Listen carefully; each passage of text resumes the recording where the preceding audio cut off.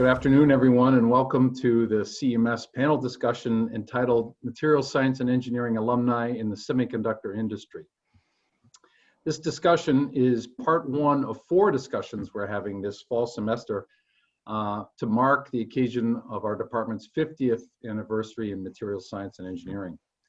50 years ago, in 1970, then Department of Metallurgical Engineering was fused with Chemical Engineering to make our current Department of Chemical Engineering and Material Science. And what better way to celebrate this milestone than to feature some of our own alumni and to hear about their professional pathways since graduation.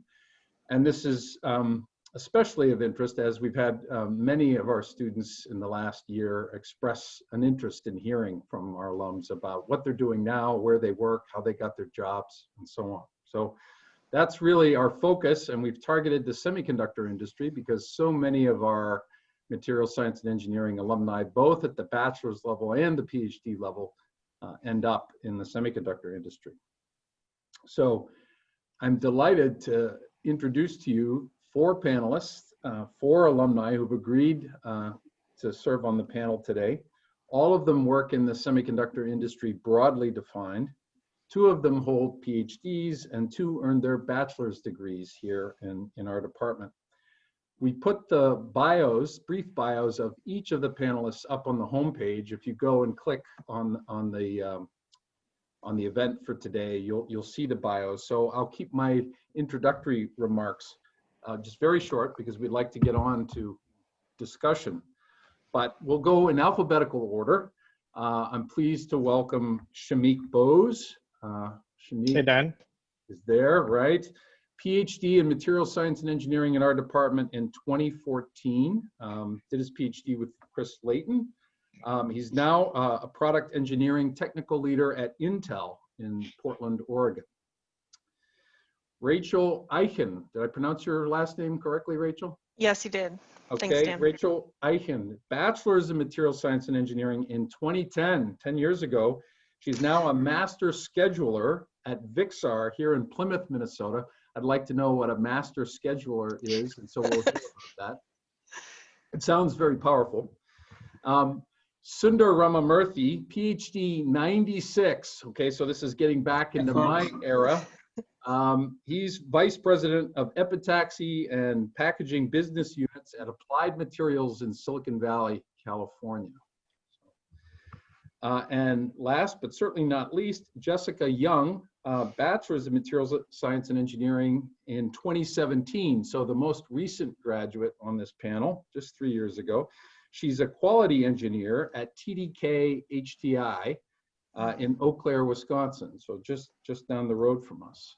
So welcome. Thank you for agreeing to spend some time with us, sharing your insights and time. We appreciate that. And so what I'd like to do is turn into segment 1 of this discussion, which is to hear from each of you about your personal career paths. We'd just like kind of your synopsis in 2 minutes each. What did you do since graduation? And a little bit about what you do at work now, and what does your company do? For some of you, your company your companies are well known, and others less so. So we'd like to hear about your company and what you do now. So 2 minutes each, and we'll do this alphabetically again. So I'll turn it over to Shamik. All right. Thanks, Dan. Thanks for the introduction.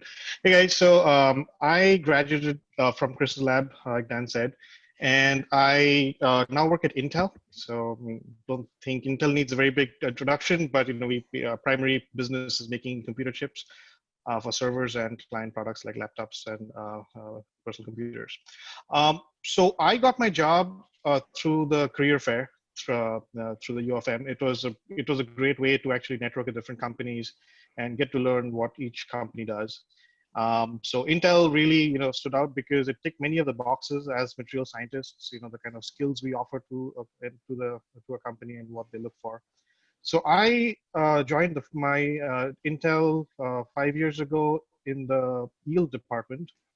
So yield is a very big, a very important term for the semiconductor industry. The basic idea is what percentage of the dies that you make on a wafer can you actually sell to a customer? Now, when you go into the clean room as a researcher in school, you maybe just look at one or two devices that work, and that's good enough for a paper or what. But in industry, you want to sell everything that you make. Everything that every part you throw out is a dollar that's lost. So yield is a very big business. And so as a material scientist, I was basically hired for all the metrology skills and the analysis skills that we bring to the table. So I spent the first few years in the yield department working on different analytic solutions, different metrology tools, looking at the data that comes out of the tools, how we can extract more information out of it to drive decisions for the process. Last year, I actually switched over from the process side to the product side. So I am now part of the product division that makes FPGAs for Intel. So these are the 10 nanometer product line that's coming out now. And I lead a team of engineers who are in charge of doing silicon debug for the FPGAs. And when you say silicon debug, it's when a part is made and it's tested in our lab, a part is expected to work as a customer would use it. When it doesn't work, we need to go in and actually understand why it's not working. Is a transistor not working? Is a gate shorted out somewhere? Why is it not working at this voltage, at this temperature, etc.? So my team focuses on testing all the memories inside that chip, all the analog circuits inside the chip, and also running all the reliability tests to make sure that 10 years down the line, the chip will still function as it's expected to. So that's what I do right now. That's great. Thank you, Shmeek. Good. Rachel, we'll go right to you. Yeah, so I kind of have a varied career path. I, as mentioned, graduated material science in 2010. I started at Seagate Technology, which many of you will be familiar with hard drives. The facility here in the Twin Cities makes the recording head portion of the hard drive and has a large wafer fab. So I started there in R&D, kind of working on process development, and wandered through a few different jobs of project management, finding what I liked. After a couple years of working, I actually did my master's in business to kind of change directions a little bit. So I studied organizational management, so people and processes within the company. That led me to looking more at jobs within Seagate for different systems and how all of the parts of the business fit together, all still within the wafer fab. So focusing on that semiconductor type processing and with the engineering background as well. Kind of focusing on configuration management. For those not familiar with it, it's looking at consistency and how you name your products. In the hard drives and recording heads, there's a lot of steps that go into the manufacturing of that process. So you want to make sure that you're doing things consistently through the whole process and the whole build, which can take weeks or months to complete. From there, in the last 2 years ago, I moved over to the company called Vixar as the master scheduler. Dan hasn't mentioned. Master scheduler is just a fancy term for operations planning. My main focus there was to do operations schedules and planning. Vixar makes VCSEL lasers. So it's a special type of laser, also made on a wafer and then diced and put into packages for different consumer applications, medical or industrial applications. So there's a big variance in our customer base there. It's a growing company. They were acquired about 3 years ago by a larger company called Osram Sylvania, which is a lighting company. When I started, they were kind of in that startup to growth phase. And so there wasn't a lot of processes, there wasn't a lot of systems in place. And so I spent my first year there just developing those types of consistencies and systems to make sure that we were getting good product out of the door. It sounds a little bit weird for engineering side, but if you're in a tech company, the engineering background helps in any aspect of the company. And then this last year, we had some people retire, so I've actually been focusing more on inventory management and supply chain. So working with our suppliers and operations in that aspect. That's great, Rachel. Thank you very much. Sundar, your turn. Great. Hi, everyone. I came to Minnesota in the year, the last time the Twins won the World Series. Yeah. 1991. So I came in with a degree with an undergrad in metallurgical engineering. And at the department, I focused pretty much all of my graduate work in ceramic thin films. I thought I saw Professor Francis in the call here. So she was part of my committee. So hi, Professor, good to see you again. And thank you for all your advice and support over the years. And thanks, Dan, for the opportunity here. Always a pleasure to chat with you whenever you come to the Bay Area. So after my graduate school, the big plan was, okay, I got a metallurgy background. I learned a few things on ceramics. I'm going to go do some semiconductors for a while, round it off, and then 4 or 5 years later, land a tenured position somewhere. So that was the plan. I'm still here. I've been with Applied Materials. What we do is we basically manufacture capital equipment, and we supply to the other two panelists that just introduced themselves. So the likes of Seagate or Intel, Micron, Texas Instruments, they are our customers. We sell them capital equipment and material services, and they use them to manufacture chips. So virtually any chip, whether it's memory or logic or FPGAs, what have you, has been through one of Applied Materials machines. So this is a chip fabrication equipment. And I've been in Applied pretty much my entire career. Yes, it's the first job that I got off grad school, and I've been here since then. It's going to be 25 years next year. I've had a pretty interesting trajectory within Applied, but I tell you, it's never been a great time to be a material scientist, because I'm still thinking about sp3 hybrid bonds on carbon hard masks. How can you improve the hybridization? It's a lot of fun. So I've been at Applied, primarily focused on, process engineering was the early job that I had. Then I kind of grew into developing applications. Worked a lot closely with many of Applied's customers, who are the device makers. Really put me traveling a lot to Asia, because a lot of the chip manufacturing happens in Asia and Taiwan, Korea, and Japan. And over the years, I would say about 7 or 8 years into the job, I had the opportunity to go understand the business side of things. And I think that was a very organic growth for me to dig deeper and understand the value that we create for our customers, and thereby kind of build a career around developing products and commercializing them. So really in the last, I would say 10 to 15 years or so, I've been in various roles of product management and general management.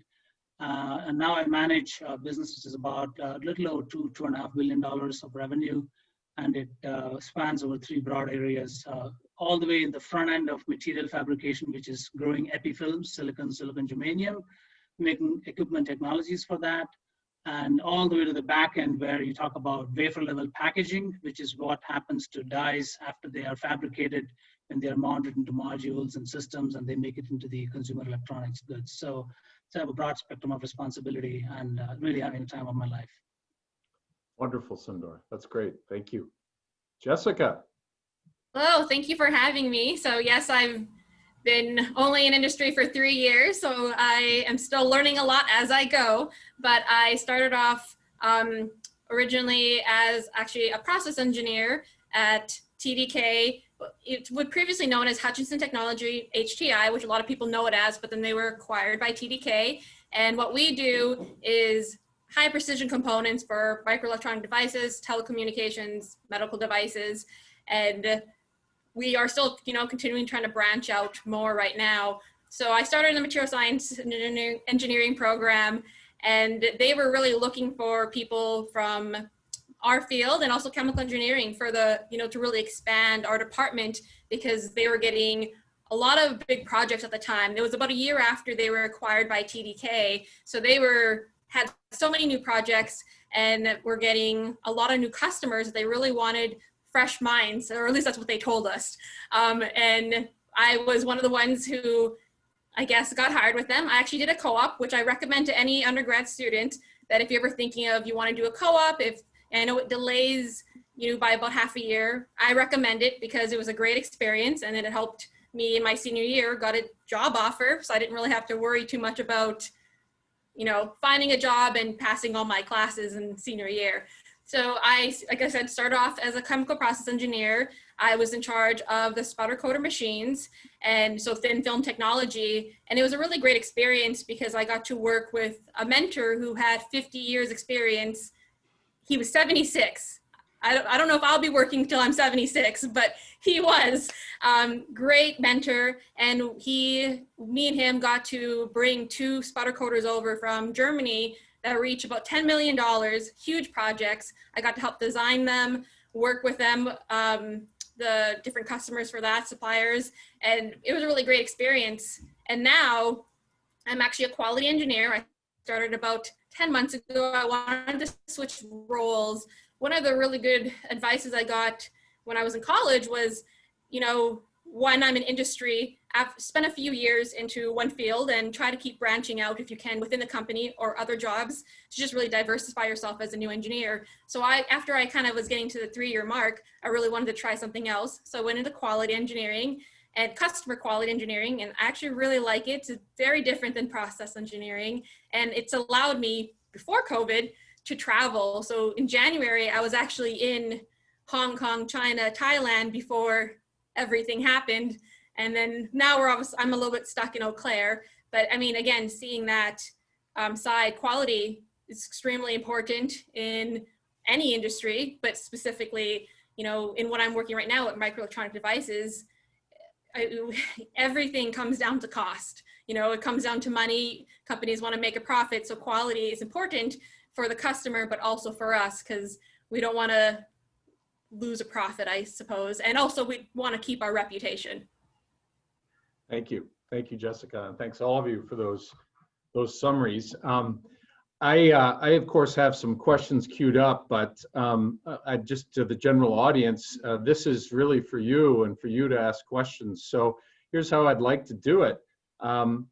Because there's over 40 of us, maybe what we could do is you could use the chat function and just write your full name into the chat box if you know how to do that. It's at the bottom center of your screen, a bubble that says chat, and write your name in there, and I'll see it and I'll call on you, and then you can ask your question in person. So with that, I invite questions now if people have them. And maybe while people are contemplating that, I'm gonna ask one to get things started here.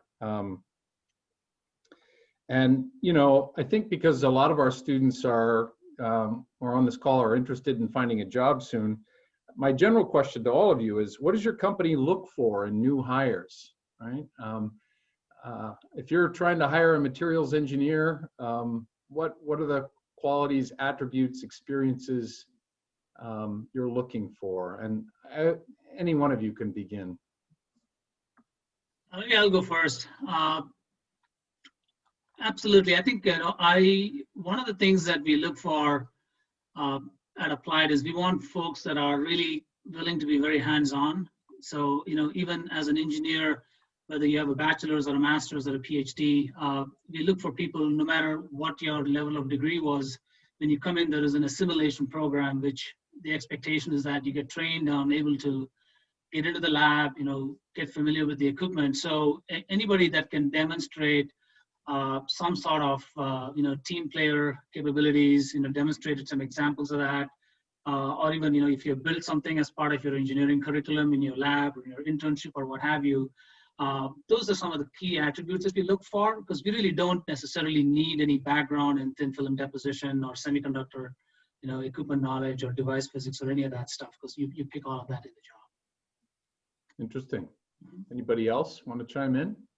Yeah, I'd like to, similar lines as Sundar. What we look for is basically problem solving, because every day you're going to be thrown a problem that you've probably not seen before. So what we're looking for is the aptitude to solve a problem that you've not seen before. Like Sundar said, not every skill that we need to do the job is something you'll be taught in school. So we will definitely provide the training, but being fearless to attack a new problem and finding a debug path to solve the problem, that's kind of what we look for. Rachel? Yeah, I'd say the same from my company. We're a small office of only 35 people. So the other thing we look for along with that problem solving is flexibility and eagerness. There's days that it's who has time to address this today. So you have to step out of your comfort zone a little bit, maybe do something that's not in your official job description, just to get stuff done. So if you're willing to learn and be flexible in that type of position, a lot of companies look for that as well. Good. Jessica, anything to add? I would add that I know for us, we look for all of those, but also just enthusiasm. And, you know, we're always looking for people who are really excited to learn and try new things and really just work as a team with other people. So that's definitely really important for us because we all work together at my company. I mean, for when I was in process engineering, there was about 47 chemical process engineers. And even though we had different areas, we all still worked together when it came to problem solving big things. And so you really had to be enthusiastic about a problem and then working with each other. Mm-hmm. Mm-hmm. I see that there's something in the chat box here. Let me open it up. Oh, Lorraine Francis, please go ahead. First of all, hello, everybody. It's great to see you all. Great to see Hello, Summer and Rachel, Jessica, Shanique. My question is about continuing education. We heard from Rachel that she went on to get an MBA, which is amazing. From your perspective, what has your companies, do your companies offer courses to help you continue to grow, or what sorts of opportunities have you had? So I could go first for this one. So my company actually offers quite a bit for anybody who's interested in, learning more or going to conferences. One of the things that I, as a new engineer, I didn't really understand a lot of things in the industry, but my supervisor was willing to send me to multiple different conferences or to take courses. And even now that I'm in quality, I had mentioned that I would like to continue to move up, not just technical wise, but now more so in like management. So I'll be taking some more like leadership classes coming the next, January timeline. And so my company definitely really, if you have that ambition, they are willing to help pay for that, which is really nice. Yeah, I'd agree with that as well. Most companies have tuition assistance if you're going to do a actual like formal program, which I went through. And then also any local or conferences in or out of state. There's a budget for that. You just have to ask, is kind of what I learned. So I also like to attend a lot of networking events with the local societies. So there's quite a few in the Twin Cities if you decide to stay here, but every city has them. So you'll have to find the engineering societies that fit with your interests and attend those types of sessions. Good. Yeah. Similar lines, Intel, I mean, along with the formal programs, actually, there's a lot of good courses out on Coursera and some other online learning tools. And Intel does encourage you and, support you to learn those. And if you need any paid courses that really interest you in it, you can justify it for the business need. And definitely the company provides that. Mm-hmm. Yeah, Applied, we have something called Applied Global University, which is really where we bring in content to really get our own employees trained and acquire skills that they need. But if they want to go pursue a degree program outside, I think we do have the tuition assistance programs like most companies do. Also, we have specific degrees that we have worked with certain universities here. For improving, say, system level engineering thinking. We encourage people to go get a master's in systems engineering, and we have some associations with a few universities here. There is one also we do as we call it an engineering leadership program.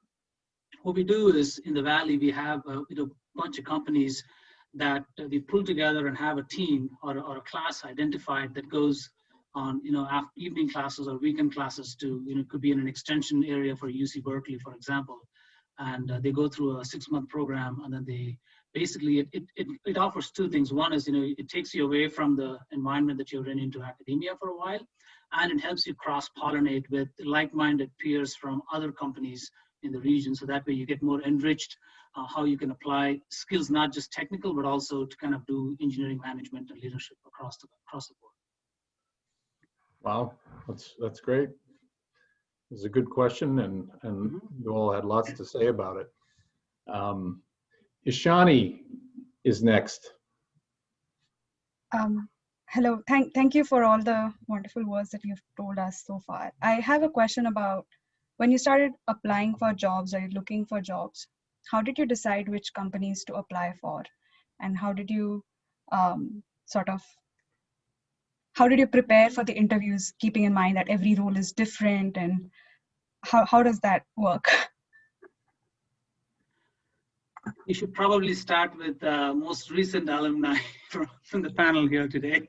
I can go on and on about my job search, but it may not be very relevant here. Well, that means it's Jessica first. I went to the career fair, and essentially, I believe it's still, I guess I don't know how it is now, but for the career fair, they kind of list all the companies that are coming to the career fair. And so I went through the list of the things I was interested in and looked up each company, went on their websites to figure out something that I would want to do. And then I made sure that those were, I made a top 10, and then I went to talk to those companies and made sure that I asked them all the questions that were, important to me. And I asked those questions of like what type of roles I would have there, if I would fit into their teams, and just asked about like what, again, same question like Professor Francis just asked, like what are their opportunities further on, and really tried to get technical questions but also like personal questions about the company, and then made a list of it after the career fair of which ones I was really interested in. And then if I got any calls back from them or interviews, then I prepared more specifically related around those questions and about that company. And I really tried to focus on trying to learn as much about them during that one-on-one time at the, career fair, because a lot of them that have been sent, there's some that are, HR, unfortunately, but a lot of them are engineers as well. I mean, I've actually been sent to the University of Minnesota's career fair to like help represent TDK, and even just helping field some of the questions about that, bridging that gap from college to industry. So that's kind of how I tackled it at the time, which was, again, only 3 years ago. So, Jessica, how many companies did you apply to? I think I ended up applying to quite a bit, actually. Probably, I would say around 10. And I did have quite a few interviews. I already kind of had an idea that I had this offer with TDK, but I still wanted to explore more and learn what else is out there. And in the end, I stayed with this company because I really liked what they did. I thought it was a really good fit for me, and also they paid well, so that was also a good thing too. But yes, yeah. Yep. Shamik, I don't know, you can give maybe the graduate student perspective on this? Yeah, absolutely. So yeah, that's a good question. So first thing I think you should do is maximize the networking with the companies when they come to campus. So, I mean, for instance, Intel, at least 5 years ago, used to come to campus twice a year, spring and the fall. You should go to those tech talks that they have and see what they do and the kind of job roles they're offering. What is the kind of job role they are looking for? And because every company, doesn't matter what business they're in, they're going to offer you different job roles. You should try to find the fit for the role that they're looking for. And if you can, then look up our CEMS alumni, or if you're in a PhD group, find some seniors from there, and just send them a request to LinkedIn or something, and just find out what they do at their company. What is a daily, what does a day look like, and does that appeal to you? Is that something you would like to do? And is that business something that you like to be in? And then it's from there on, it's about just networking in the company through those career fairs or those when they come to the campus events, to get your resumes in there and start talking to people. Shamik, how many companies did you apply to? I think Intel was one of the first ones I had applied to, maybe one or two before that. But Intel was pretty early on in that season. So you sort of struck it pretty sort of, quickly. Yeah. It was in the first few, Yeah. Rachel, I don't know if you want to add to anything that Jessica said from the undergrad perspective. Yeah, what I would add is getting yourself on LinkedIn, and then also like Indeed, some of the job search websites, get on there, look, find some keywords, even just searching engineering or bachelor's degree can show you what's out there. I've been fortunate enough to work with recruiters in the last position I got. So if you're not up on those websites, the recruiters can't see you either. So I know as a first Undergrad, you might not get sought out by recruiters, but as a PhD student, you definitely will. So kind of taking the time to get onto some of those websites can be also helpful. Yeah. Well, Sundar, what advice do you have to offer? Well, whatever job you get, do a really good job with it. I wanted to move to the East Coast. I wanted to be in Boston. I applied for a few jobs there. I didn't get any. So applied was the one place that I did. But what was enamoring to me was the hands-on part of it, because I hadn't taken a break between my bachelor's degree and my grad school. So I really thought I would miss out if I didn't get a role where I could be a roll up your sleeves kind of an engineer, and Applied kind of offered that. So I think if it really, at the end of the day, looking back, it really doesn't matter what your first job is. I wish you all good luck, but whatever it is, it's how you do that job and what you make of it is probably more important than anything else. Interesting. Yep. John Dewey. Let's go ahead. Oh, hello. Yeah, I'm a grad student in Chris Layton's group. And I have a question that's maybe directed for the people that have a bit more experience in the industry. I was wondering if over time you have seen an expanded interest in the semiconductor industry for materials science expertise, and whether there's been like increased investment in material science experts, or whether it's the same as it always has been. I put the same question to Chris Layton a couple of years ago, and his opinion was, oh, there's never been a better time in my entire career to be a material scientist in the electronics industry, because everyone is so worried about the limitations of silicon and what's going to come after it and whatnot. But I mean, as we all know, Chris is stuck here in Amundsen. So I thought I would put this question to the panel now after getting his answer. So thank you. He's absolutely right, I tell you. Maybe Shamik would agree with me. Semiconductors, especially in the way we think about it, is silicon, oxygen. You dope it, group 3, group 5, and then a lot of silicon and silica available. But if you really think about, I think it was about a year ago, it was a Bloomberg article that I read. Do you know how many elements on the periodic table are in your cell phone? 55. There's only 27 elements in a human body. So we are carrying more elements in our pockets now than we ever did 10, 15 years ago. Absolutely. I think there is definitely a lot of opportunities. We do need some more groundbreaking material science in the semiconductor industry. There's been far more inflections in the last 5, 10 years, I would say, than in the first 50 years since, Intel got started, if you will.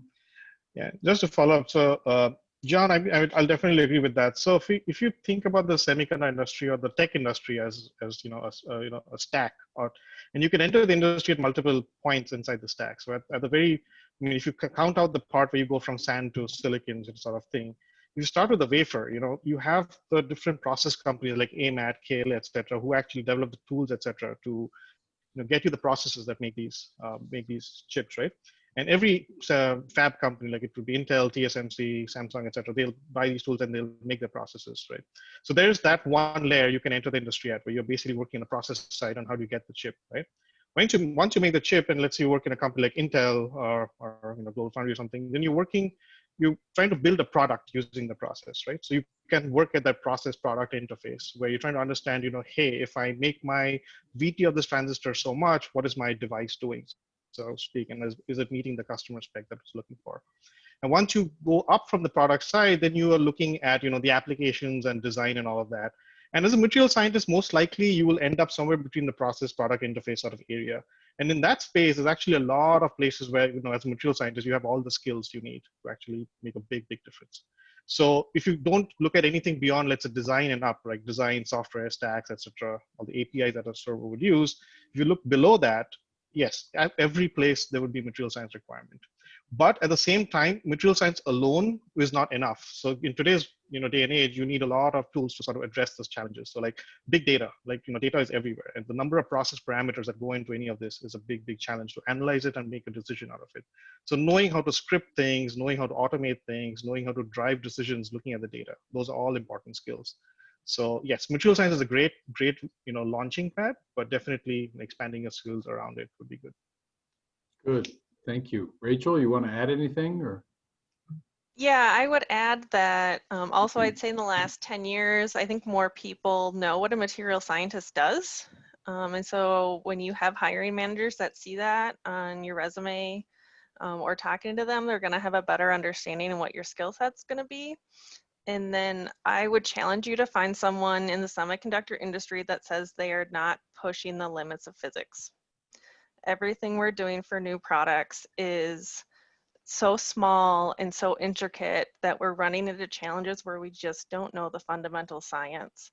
And so the material science background really gives you leverage to make that educated guess on how to get the product to work and be consistent, as some of the other panelists have talked about with yield and quality.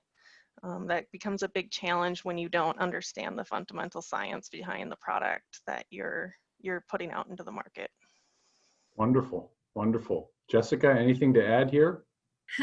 I would like to add that it was interesting. With the first day I started at my company, my supervisor had told me that he was so excited to have me in his group because of my degree, and he had heard a lot about these material scientists and materials engineers, and we didn't have a whole lot at my company at the time, but he just thought it was going to be such a great fit, and that they were actually trying to hire more of us into the group to just bring a different perspective.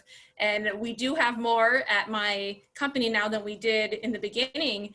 And we continue to expand. And there's been so many meetings I've been part of and projects that, the fundamentals and the foundation that I learned in college have really helped. And there's actually been quite a few stress strain curves I've made myself, and looked up quite a few properties of materials for metals or polymers. So it's, having my foundation, just even undergrad, has been really helpful for my career. And it seems like the people I work with have been really excited about that as well. Great to hear. Great to hear. That's wonderful. I see a question from Bharat Jalan. All right. Again, thank you all of you for being here. Good to see Jessica and Shamik. Hey, Brad. Yeah, after a long time, it feels like it was yesterday you were here, right? Again, and good to see Rachel and Sundar. I came much after you guys left, so welcome again. I had a question for our current grad student, and my question is about, could you comment on the job prospect for the current grad student who are looking for jobs, let's say this year or next year? With the all craziness going on with COVID, how shall they think about it? What is the prospects for job? Should they worry right now if they are not getting a job opening, or shall they wait for another year? Any comments on that? So if I can have a go at it first. So I think, Bharat, the industry is incredibly robust, and it's going to remain robust for the foreseeable future, because the end market drivers are, in fact, I would argue the current pandemic has only accelerated certain needs, right? I think the need for distance learning has really gone up, which means everybody wants more bandwidth in their households because multiple people are doing Zoom calls at the same time. So I think the fundamentals are really strong for needing more semiconductor content from that perspective. So specifically, I wouldn't really worry about whether there is going to be opportunities to go after, because definitely there is a big appetite for talent for semiconductor industry, and it's going to grow. Now, I think you could look at glass half empty or half full, especially if you're a grad student today looking to get into the job market. I want to look at the positive side of things, because every enterprise, every corporation, every organization is looking to find ways to adapt to this, what we call the new normal, right?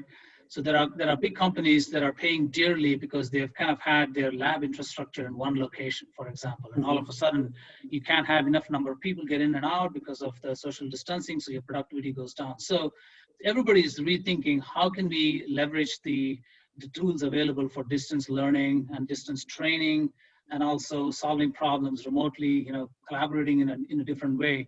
So I think grad students in the current generation are certainly more equipped with being adept at those types of tools, I would say. And then all of a sudden, if we are looking for talent in the Valley, now we are saying, why can't people living in Sacramento, commute online and contribute? So if you can stretch it to Sacramento, why not Denver? Why not Minneapolis? Why not somewhere else?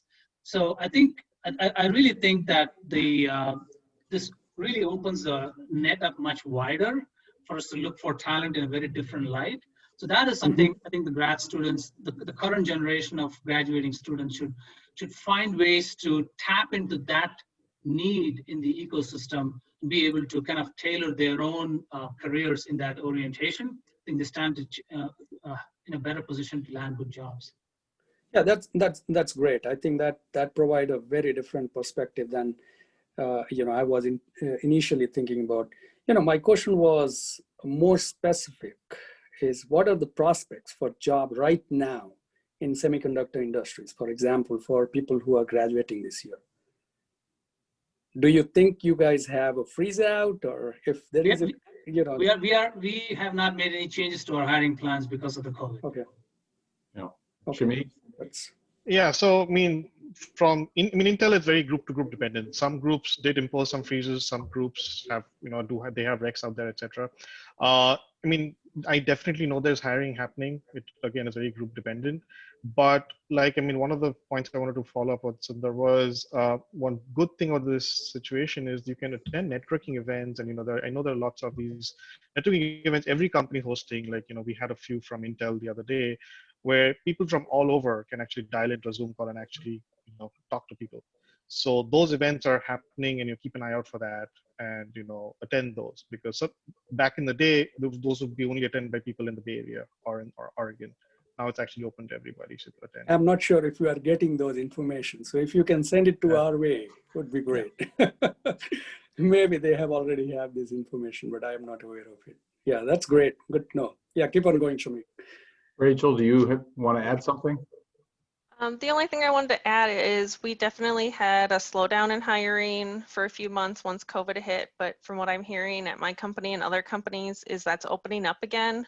The markets are stabilizing, being about six to 9 months out from the first major wave of shutdowns, so that companies are really looking again for the plans that they had a year ago in filling those positions. So Great. I think the jobs are coming. That's great to know, Jessica. How about TDK? No, I would agree with kind of what everybody has already said. We are actually really busy right now with new projects, and we continue to get more and more projects and more customers. We thought we were going to slow down, and there was maybe a little in the beginning, a little bit of a slowdown, and then all of a sudden we had more things than we expected. And so we are definitely looking for more talent, because right now we're getting to the point where it's harder for us, our current teams, to handle all the stuff that we have going on. So there definitely is still room to hire people, I would say, at TDK. That's great. Yeah. Great. But that being said, Bharat, just to come to the hiring has been slower this year and in previous years. The business has definitely had to reevaluate its hiring policy a little. So if people are finding a little longer, don't be disheartened. It is just, these are unusual times. These are difficult times. That's great. I think just one last quick question from me is, many of our students from abroad, from, other than from US, right? They worry right now with many things, right? All this craziness with the politics happening. And so could you all comment on that? If those changes in the policies from the government side, does that affect, recruitment for our international students? I think they would benefit from knowing something from you directly, nowadays. For example, with China, internally, do you have any problem for, recruiting student from from India, China, from other places, other countries?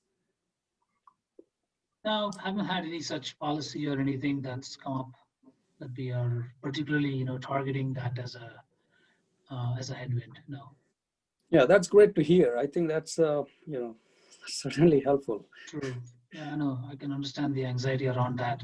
Obviously, can't Yeah. comment about the political situation, but from a hiring perspective, we're going for best talent out there. We're not looking at their status. I would agree with Thank that you. as an international student, or was an international student. I mean, I know I'm just from Canada, but technically I still have to have a work visa to work here. Right. And it all came down to, like talent. And there's quite a few people that I work with who have visas because they're from China or from Iran, and a couple that have left during this time frame to go to other companies, and they have found jobs. So I don't know if it's really impacted us as much in our industry anyways, just right now, any differently than anybody else. Yeah. That's Yeah, I think the only perspective I would add is some of the smaller companies and smaller offices are having problems committing to that, just because if it falls through, then they have to start over with hiring and might not be able to handle that vacancy. But I think any of the larger companies aren't seeing that same pressure. So it also depends on what kind of size company you're pursuing. Sure. That's great. Thank you. Good. So we've had a lot of good discussion, and that's great. That's what this is all about. We had a second segment for this discussion planned, which was, what are the pros and cons of working in the semiconductor industry? What's exciting about your company or your job? Do you enjoy your day-to-day work? What does that look like? Pressure, stress, are expectations clear for you? So I just invite some transition to some of these issues here. We've got about 13 minutes to go here. So anybody want to address? I can start. Yeah. Lots of pros, obviously. I mean, semiconductor industry, I mean, the tech industry in general is a booming industry. I mean, we're always venturing into new markets, new product lines coming out. You've got 5G coming up in a big way. You've got the whole data center rolling out, especially with this whole remote work situation. Like the data center is playing a bigger role than ever. So these are great times to be in the semiconductor industry. And the thing with my experience working in Intel has been, it's always something new. You're always solving a new problem. As long as you're not afraid to push your boundaries and just expand on your learning, you're always solving something new. So it always keeps you busy. I don't really have any con as such, but just one of the biggest challenges I've seen in the semiconductor industry is just the sheer nature of the global footprint that the industry has. Like Intel, for instance, has offices across the world, etc. Your meetings get scheduled at very odd hours, and especially in this remote work, when you're working from home all day, if you're really not proactive about maintaining your boundaries, it's very easy to devolve into a very no work-life balance sort of area. So be very careful about making sure you maintain those boundaries. Otherwise, you can get lost in the work very, very easily. Interesting. Yeah, I agree with that a lot. I was going to say my pro-con list is a mix of the same items depending on your personality and what you're looking for. I work in the manufacturing space, and so we're 24/7 global. If something comes up, I need to address it on the weekend. I have weekly conference calls with Asia, so my Thursday nights I'm working until sometimes 9 or 10 p.m. And that's just my schedule. It gives me some flexibility so that Friday afternoon I only work a half day or things like that because I work off hours. But as Shamik mentioned, you got to be careful to kind of set your boundaries. It's this mix between flexibility and kind of getting immersed in your work. So if that works for you, great. If it doesn't, you might want to find a different position that maybe like a design position is going to be a little bit more set hours. But working in the manufacturing space is definitely going to kind of add some different challenges, I guess, to your schedule and week. I would agree with all of that from both of them, because I think I have the same pros and cons, and yeah, it really depends on how you look at it and your personality. Because I mean, for me, sometimes the things that I'm really excited about, that's a pro, which is that there's always new projects and there's always something exciting to do, can also be a very stressful thing depending on the day, because you're constantly juggling different things. And if you have calls with customers or suppliers or other teams at different locations in Asia or Europe, I mean, you're looking at different hours all throughout the day, and you really need to have kind of try and have a work-life balance. And hopefully when you know, during the interview, that's something you can ask about as well, you know, at the very beginning stages, and kind of work with your manager or supervisor about what your expectations are and what their expectations are. And hopefully you guys can at least meet in the middle so that you can still, you know, keep your stress levels to a reasonable level and keep it always exciting. Yep. Sundar, anything to add there? No, it is. Things are really fast-paced in our industry, and I'm pretty stoked about the prospects for our industry. So there's lots of pros, and a lot of people here talked about it. And one thing that really amazes me is this industry really teaches us humility, really, because, you know, it defies physics. Sometimes, you know, we don't understand why a wafer can perform the way it does across the entire surface area, but you're able to manage uniformities down to a fraction of a unit cell, if you will. And it's like mind-boggling, and you're scratching your head. So it does teach you a lot of humility in that sense, because you're surprised. I think, you know, because it's fast-paced, you know, you tend to become very specialized in your job very quickly. So when you become very specialized, you really have to control your own career. You have to do, if you want to go pivot, do something else, it's really hard in our industry to go be able to do that, because you become very good at what you're doing, and people want you to keep doing what you're doing. So if you feel like you need to go experience something else, it's much harder in this industry to kind of uproot yourself and go expose yourself to something completely different. At least that's the challenge that a lot of my team members have. Folks that come from a different industry and folks that have been here for 5-6 years and they're trying to do something different. It's really hard to get their foot off the pedal to go think about something else. Interesting. Good. Good. Any questions from the audience here about pros and cons of working in the semiconductor industry?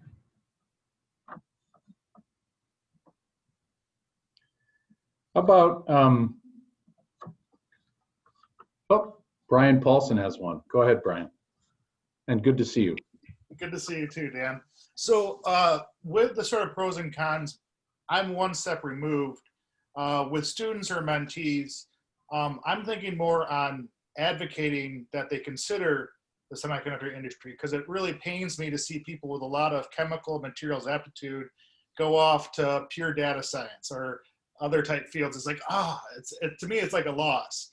And so, like, what should I be telling them to get them excited to give them insights into the industry as it is today? I can start with that. So, hey, Brian. Data science is something that can be applied in any industry. And, you know, if somebody's really passionate about it, I mean, in the semiconductor industry, like in my job role and my people around me, they're doing data science day in, day out. There's a lot of big data problems to solve.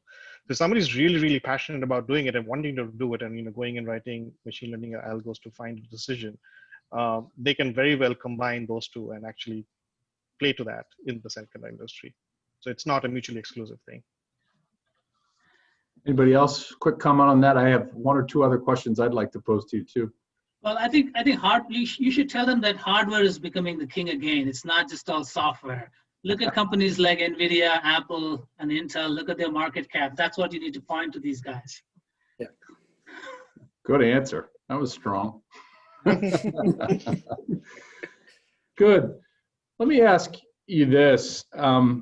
What about macro trends in your respective areas of the semiconductor industry? Any sort of, if you try to put on the, you know, your future vision goggles and try to predict 5-10 years out, anything that looks particularly exciting to you in your respective areas?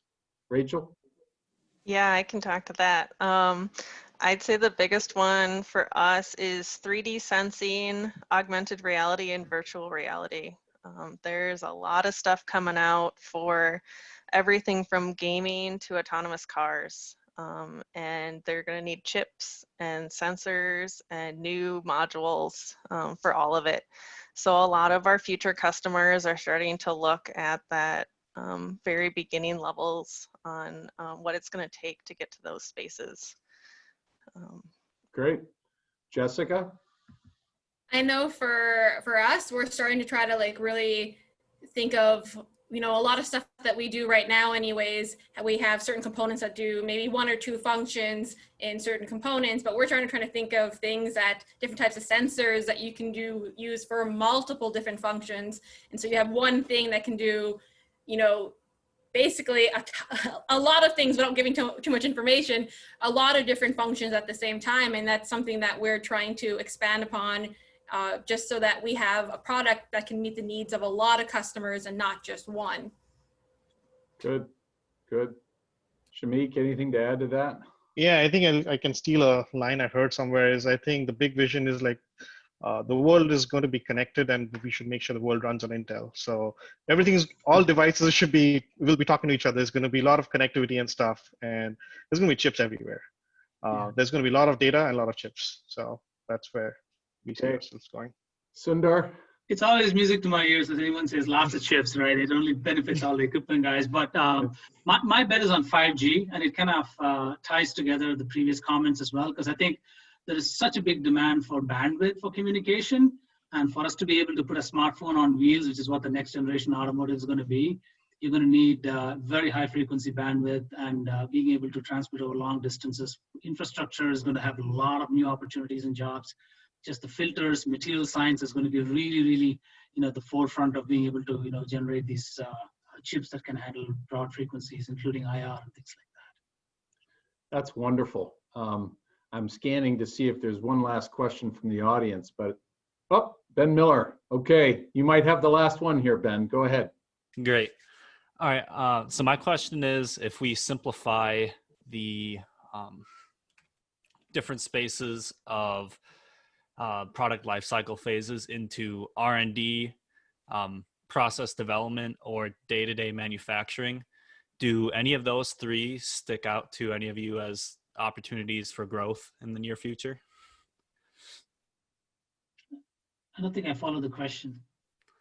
Let me rephrase it. You mean which sector of the business looks most promising? Is that your question, Ben? Yes, that's my question. And you mentioned R&D, manufacturing, and process development. Process development, pilot lines, that sort of thing. Yeah, I think it can depend widely from company to company. From what I've heard, sometimes companies that are shrinking or industries that are shrinking, like hard drives, are having less research and development budget, but are putting more into the process and manufacturing. And then the opposite's going to be true on companies that are very specific to industries that are growing, for like the 5G and the contact type companies. So it really depends. Manufacturing, I think, stays pretty stagnant because they never want to over-invest. The capital is very expensive. So probably process development's going to be kind of the biggest growth one, that pre-production type space. Great. Anybody agree, disagree, want to comment? Yeah, I think I'll agree with that. Yeah. So I mean, if you want to break it up, in all of us, what we do is sort of R&D. Depends on how much of R and how much of D. For the most part, the D tends to be more. That's what brings in the money. I mean, the research tends to be a little smaller, and the development and scale up. Scale up and high volume manufacturing is definitely going to be bigger. Great. Great. Thank you. Well, that brings us really to the end here. We've had a really good discussion. I want to thank all the panelists for your time, your comments. It's always great for us to bring back, so to speak, even if it's virtually, our alumni back to Amundsen Hall, back to our department to just hear what you're doing. And you're doing great and exciting things. So we hope you all continue to keep in touch. And again, we appreciate your insights here. Our students are keen to go out and follow in your footsteps. So thank you. And I hope everybody has a good evening.